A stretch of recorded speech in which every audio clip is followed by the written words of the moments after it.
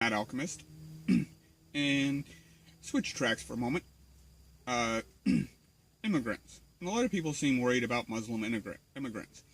And maybe I'm kind of in a bubble here in Central Florida, Kissimmee, because most of the Muslim immigrants here are Northern African immigrants, specifically Moroccan, and they seem to integrate really well.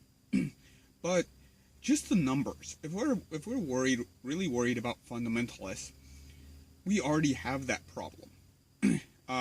So there's like 320 million people in America. 240 million are religious. I went through some Pew Research Center polls trying to figure out some numbers, and I decided to just go with 30% of Christians are fundamentalists.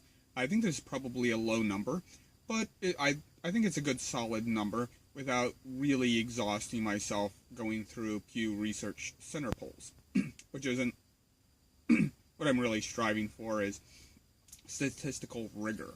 More so, just some back of the envelope calculations. So I went with 30%. So that would be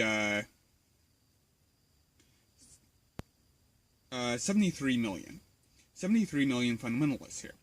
That's a lot of fundamentalists. So if, and I play with these numbers, so we're going to go with, so if we bring in 670,000 Muslims a year, immigrants, that's a lot. We're not doing that.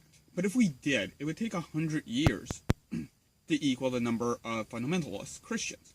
And according to some Pew Research Center polls, American Muslims aren't as fundamentalist as Christian fundamentalists. Not by a lot, but by a factor, by a measurable factor. But let's so we're not going to do 670,000 Muslims a year. Let's drop to a lower number, probably on the lower end. But let's import 67,000 Muslims a year. It would take 1,000 years for them to equal out. Yeah, I know that Muslims have a high birth rate, but so do fundamentalists, Christians, especially in trailer parks. So for the sake of this argument, we're just going to go with those numbers. It would take 1,000 years for them to equal out. Odds are there's a good chance Islam and Christianity won't be around in 1,000 years. 3,000 years ago, people were worshiping Zeus and Athena. Now they show up in some really nice youth fiction. The boy who stole the lightning thief. Yeah, I like those. I haven't read all of them, but they're pretty good. I like them. But it's been clearly moved into the category of fiction that everyone acknowledges as fiction. So I'm not really so much worried about a trickling in of especially Moroccan Muslims, but Muslims in general, because we already have a problem with fundamentalists. And stopping the flow of immigrants is neither realistic nor maybe particularly helpful. Maybe instead we should worry about education. How do we solve this problem of fundamentalism?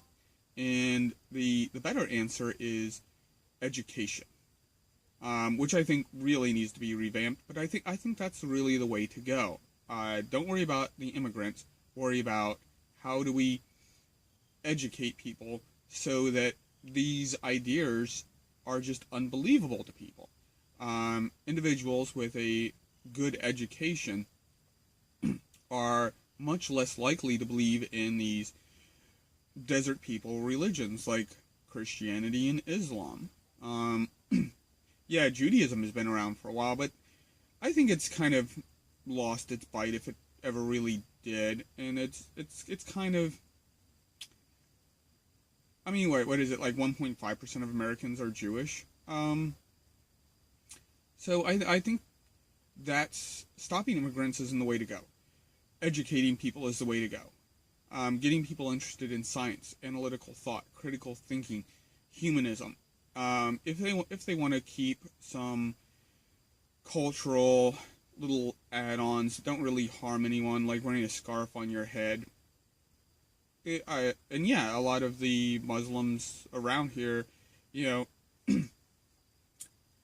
they're moving in that direction. They seem to integrate actually pretty well, at least here.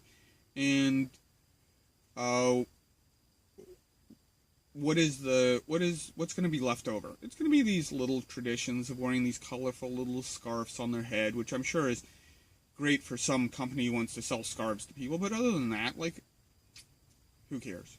Okay, that was longer than I wanted it to be. Like it, love it, hate it, share it, subscribe. That would be awesome.